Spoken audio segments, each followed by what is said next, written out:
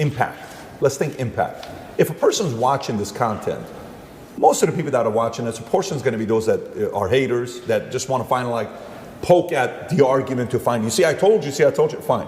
But a lot of people that are also watching this, they're probably wanting to make impact. They want their life to have meaning behind it. That's who's watching this show today, right? Okay, so I can't be a president, but I want to make impact. I being anybody that's watching this.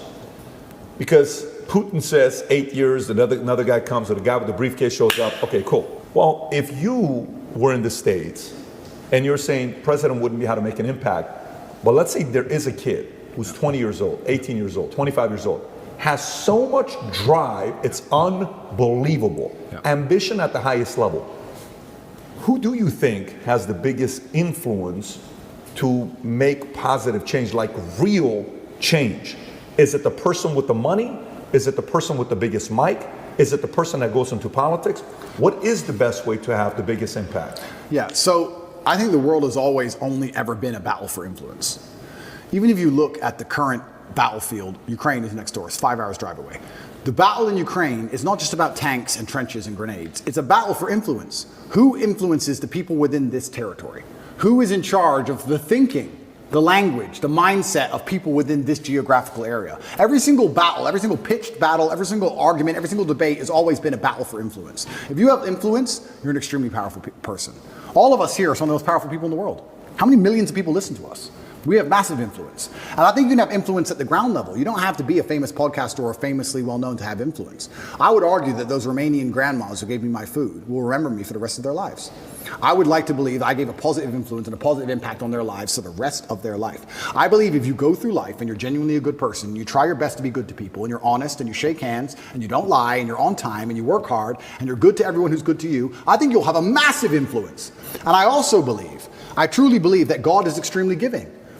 There's the saying, goes around, comes around. Completely true. But I would say it comes from God. God is keeping an eye on you, and he's paying attention to you, and he knows the kind of person you are and the kind of things you do. And I don't believe if you're actually genuinely a good person all of the time, that you're not going to get some goodwill back to you. Look at my scenario. If I was being a piece of shit for years with all these chicks, I'd be in jail. I'd be in jail.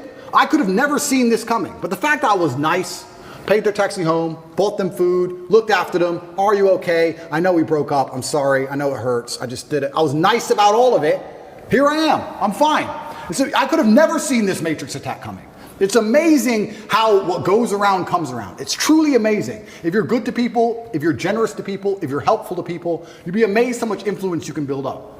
I say this to people all the time. I don't think if you're a hardworking person who is honest, who shakes hands, who tries to learn, who does what they're supposed to do, who has a good heart, that you're truly, really not going to be able to get what you want. I think the universe is absolutely and utterly giving. When I see somebody who says they want something and they don't have it, I don't even think they truly even want it. You can have anything you want in the world. When a guy goes, I want a six-pack, then why ain't you got one? If you wanted it, you'd have it. You'd like it. There's a bunch of things I'd like that I don't have. But I don't want them. Everything I've ever wanted, I've got. I've never wanted something and not had it. We all know what we're talking about here. There's things we'd like. I'd like to be able to figure skate. Not enough to go learn to figure skate. It's a weird look if you figure, although that other guy dancing like the way you dance is doing a pretty good job. Bottom G. Bottom G, yeah. You've seen this guy? He can figure skate. That guy kills the dance moves. Yeah, he's good. But your doppelganger. But if you truly want something, you're going to absolutely not have it. So when it comes down to influence, I think you start at the base level, at the grassroots level. What if this guy's got, for example, you know how when you were 20, were you this driven? Oh, absolutely. Okay, so when you're 20, who did you look at and say, I can do it as good as him, if not better? My coach, because I wanted to fight, and he used to beat me badly. Everyone used to beat me up when I was young, and I wanted to be the best. So I used to go into the fight championship. Okay, how about communication? Who'd you look at? Were you always a good communicator? I can see you being a great communicator since you were 14 years old. I was pretty good, yeah. Okay, who did you look at and say, that guy's good, but I think I can, do it better? That's a good question. And I think that you know what I'm asking. I know what you're asking. I don't know if there's one particular person I took nuances from, because when you're a great communicator, you know how to be serious, and you know how to make people sad and angry, and you also know how to make people laugh. There's different people who can do lots of different things. So who was that? Was it somebody that was multifaceted like that? I think it was a lot of different people. And I also think that... Did you pull from comedy as well, or no? Certainly did, but I was also extremely self-critical. I think that's where a lot of it comes from. I'll watch this podcast back 15 times. I will notice every single time I made a mistake. Just then I said I'll watch twice. That was a mistake. I will watch this back 15 times and I'll identify every single error. I have an email list and I sign up and I get words of the day. I get 5 or 6 new words a day, which I try my very best to memorize. It's harder than you think to memorize 5 words a day, but I always try to make sure I have the most interesting vernacular I can possibly have, a wide vocabulary, so I can be very specific with my points. The reason I actually did that, I keep talking about my dad, but I'm his son. I have the same name, Emory Andrew Tate III. He was Emory Andrew Tate II. My father was a linguist for the CIA. He spoke Russian and German and Spanish and English. And I think I've told this before. Back then, when they needed someone who spoke Russian, they would take a Native American and teach them Russian. Nowadays, we have a bunch of Russian-speaking allies. You can go to Estonia, Latvia, Lithuania. They're all NATO and just get a Russian speaker. Back then, they taught my dad Russian, and he held the Air Force record for the fastest assimilation of a foreign language. When he died, a guy sent me a message saying, "You don't know who I am, but I worked with your father in the Air Force," and he had the fastest assimilation. He learned Russian in 2 weeks. Crazy. And I remember saying to my dad, "Will you teach me Russian?" He said, "Boy, you don't even know English." I said, "What do you mean?" He goes, "You don't even know English." And once he sat me down with a dictionary, I was like, "You're right. I don't even know English." That's why I've lived in Romania 7 years. People say, "Why don't you speak Romanian?" Because I don't know English yet. I need to finish the first job before I learn the second. I don't know English. There's a bunch of words I don't know. I can't speak how he spoke. So I don't have time for a second language. Yeah. Also, another thing I found really interesting, Putin speaks English. Have you ever heard him speak English? No. Because if you want to speak to Putin, you speak to him in his language. You speak to me in Russian, and I reply to you in Russian, so I cannot be misunderstood or misconstrued. I don't make a fool of myself. You can't get me on some vernacular trick.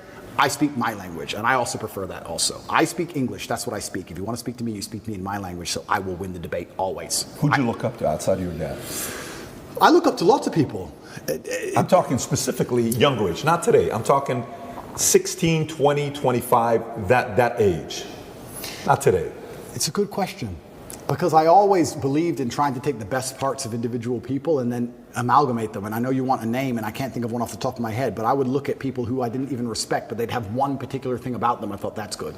It could be somebody I didn't even like, but he dressed well. I think you just have to be perspicacious and look at people, and there's something you can learn from absolutely everybody, and just try and adapt it all. I'm not saying everybody should be clones of me. For everyone's individual, right? But there might be some things about me they find inspiring that they may adapt and take on board, and then they'll find some things from other people.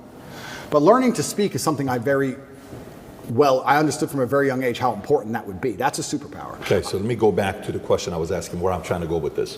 So I asked the question, I said, imagine the 20-year-old that's watching this, that's saying, "No, Tate, don't give me the answer for anybody can create, can contribute to society. I'm not that guy. Talk to me like I'm 1 in a million. Talk to me like I'm one in. So if I'm willing to give 20 years, 30 years of my life to one way to go up to make true positive impact in America, my country, in the world, what should, don't talk to me like everybody else. Hold the standards. What should I do? What angle should I go? Okay, so first things first, you need to be worthy of respect. And you're going to be worthy of respect through having things which are difficult to acquire. So first things first, the basic things, you need to be very focused on trying to make money, because people listen to you when you have money. They just do. Secondly, you need to be in fantastic physical condition, because when you're in fantastic physical condition, it cannot be bought. It must be earned, and people know that. When you're in, I don't know about you, if someone walked in to sell me something and they were obese, I would not trust them the same as if they were in fantastic physical shape. Because I'd say, I don't think you have dedication and heart. I don't think there's something about you that I just wouldn't trust you the same. So fantastic physical condition and money is the first thing. The second thing, whatever your ideas are, you need to learn how to communicate them. Speaking is a superpower in and of itself. You need to become a fantastic communicator. You need to be comfortable in all realms of communication. You need to be persuasive. You need to be comfortable arguing. You need to be good at debating. There's a lot of people out there in the world who have ideas that they can't even project into somebody else's mind. How are you going to rule the world with that? How are you going to get your ideas out there and make an influence if you can't make other people understand exactly what you think? That's the first thing. Second thing, once they understand exactly what you think, you need to make them agree with what you think. These are two different skills. Must be practiced and must be learned. If you're 20 years old and you want to change the world, you need to be having endless debates. Endless. Without resorting to name calling, not on Twitter like a dummy, in person. And you need to come across in a way that people agree with you. We can go back quickly and talk about the red pill. The difference between me when I talk to girls on these panel shows and every other guy when they talk to girls on these panel shows is, when I'm done, all the girls want me. Watch them. Watch the shows. I say the same thing, and by the end, the chicks are in love with me, as opposed to saying the same thing and the chicks thinking I'm a dickhead. That's the difference. I project my ideas and I make them agree with my ideas to a point where they're like, texting me afterwards. I'm not saying anything different. It's how I'm communicating it. You can catch more flies with honey than hurting people sometimes. So you need to be good at everything. You need to have a Swiss Army knife of tools. I know when to be intimidating or aggressive. I know when to come across as obtuse. I know when to come across as exceptionally open-minded and easy to understand. I know when to come across as understanding. I know all these things. This all has to be practiced. And a lot of it is, communication. I would say, if you're going to say to a 20-year-old who's truly exceptional and driven, I'd say you need to become a master communicator. Because once you can do that, you can do anything. And that fixes all the other problems, right? We talk about making money. If you're a master communicator, you do fantastic in sales. Yeah. You'll kill sales. Yep. You'll absolutely destroy sales if you're a master communicator. Not many people know this, but I used to sell windows. You know the old school knock on the door? Window sales. I did window sales for 2 or 3 years, and I'd say this is one of the hardest jobs you could possibly do. And I would always recommend a young man, if he has some time to waste, to go sell windows. And the reason, it's fantastic, because I'll tell you why. It's the hardest one to sell because, 1, nobody wants them. 2, they don't know who you are. And 3, even if you convince them that they need windows, after them not knowing who you are, then they go to all your competitors and then it becomes a price war. It's a nightmare. It's the hardest sales job. If you're selling a Lambo, at least they want the Lambo, right? Nobody wants glass and plastic. They already have windows. So you got to find a way to sell them these windows. How do you do that? And that's where all this master communication comes in. And it's so many subtle little things. Being a good salesman is not necessarily being a liar. It's not being a trickster. It's just understanding what's going to make the person believe and understand what you say. If I walked in and said, would you like new windows? And they essentially said, no, we don't need new windows. Our windows look fine. I would say, but what about the security aspect? While looking at their 3-year-old child. And they'd sit there and go, what do you mean security aspect? And then I talk about how we had the lock 5000, and their locks are easy to break, as if glass isn't glass. It's all the same anyway. And you'd end up selling the windows. You have to find the triggers in people. There's another thing people don't understand about me and my message. Sometimes I sit here and I say things that piss people off because that's how you trigger people to make action.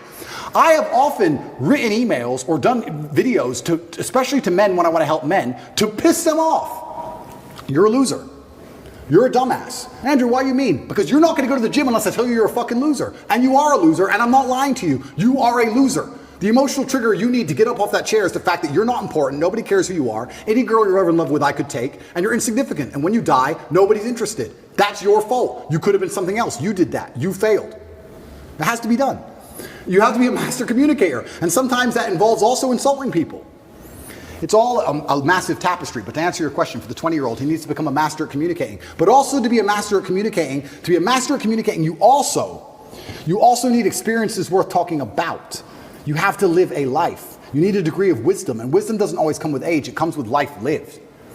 I had a guy message me, this is a long time ago when I used to reply to my own emails, too big now, but he said, I don't have any stories, my life's boring. I said, bro, where do you live? He said, Madrid. I said, bro, ride the train from Madrid to St. Petersburg. Ride the train from Madrid to Vladivostok, do the Trans-Siberian Railway, cost you like $300. He goes, oh, but what if I get robbed? Exactly! That's exactly the point! What if you get robbed? Now you have a story. Maybe you'll die, maybe you won't. But you have a story.